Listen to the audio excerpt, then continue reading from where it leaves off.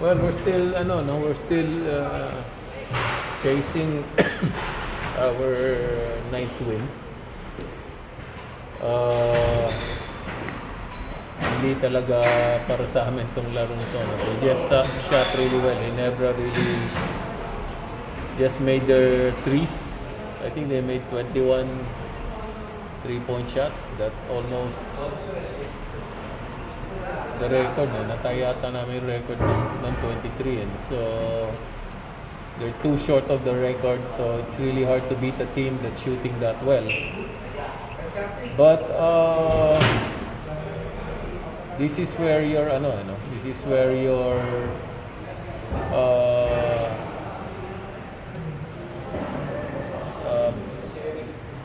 benefiting from yung good start. We had a 7-game win streak, so now we have some margin for error. We still have 1 game to take our 9th win. That's going to be against Titan. So hopefully makabalik kami, win our 9th game, and at least be assured that we're in the top 4. After that, it's really preparasyon na lang para sa playoffs.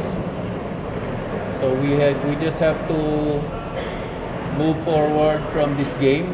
I don't think we could have done anything on our side. Sabi ko nga, they really shot the ball well.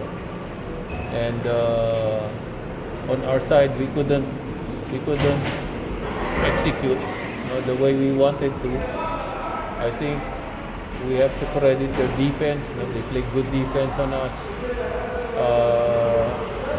They had a really good game plan, executed it well. Pero yun nga, ganun pa man, our record's still good, and the only thing that's important to us is make 9 wins, get a twice to beat advantage, and then wait for your matchup and prepare for it. So yun lang gagawin namin dito. Coach, kasi you only had 9 fast break points. Do you feel like nami-miss nyo si Limeti with the way kasi Of course we miss of course we miss Felix.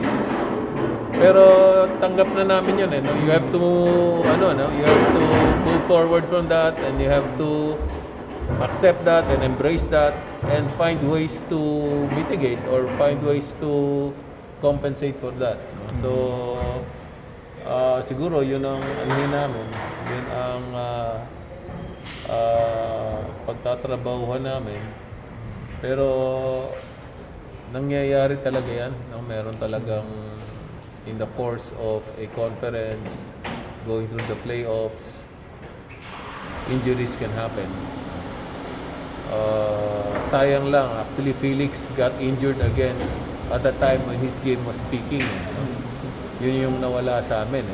Plus yung pace that he gives us, and the defense and the quickness. Pero we'll have to look for that somewhere else. Baka may makapuno nun. Kaya ginagamit pa rin namin yung mga rookies namin. And then we're trying to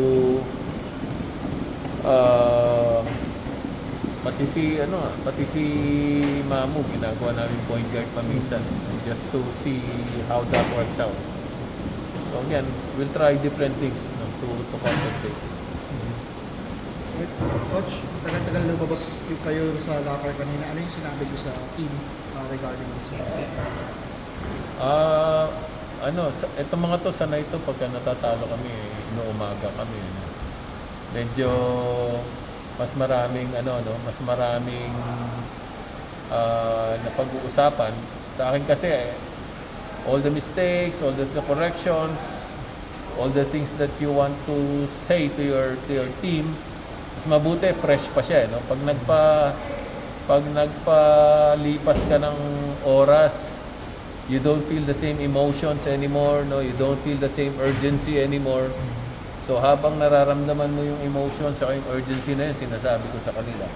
That's why medyo matagal kaming nag-uusap pag natatalo. Pero ano lang naman, we may made a lot of mistakes. We made a lot of